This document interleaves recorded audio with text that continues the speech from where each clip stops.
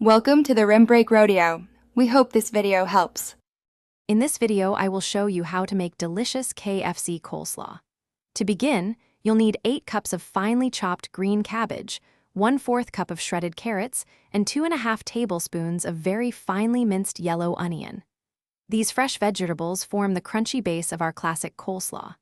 Ensure your vegetables are chopped very fine, almost like the size of rice, for that authentic texture. This simple preparation sets the stage for a truly satisfying side dish.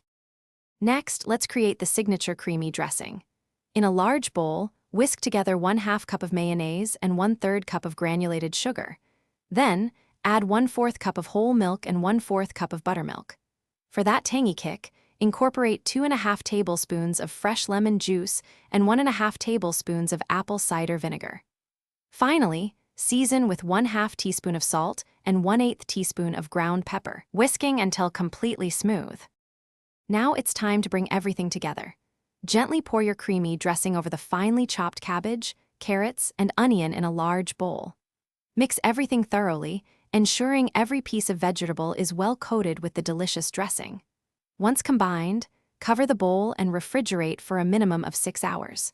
For optimal flavor and texture, chilling it overnight truly makes a difference, allowing the flavors to meld beautifully.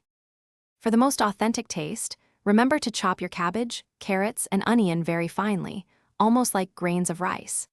The sugar in the dressing is crucial. It perfectly balances the acidity from the lemon juice and vinegar, so don't omit it. While chilling, stir the coleslaw occasionally to ensure all the flavors are evenly distributed. Store any leftovers in an airtight container in the refrigerator and consume within 3 days for the best quality. Enjoy your homemade KFC coleslaw. Thanks for watching. Consider subscribing if we helped you.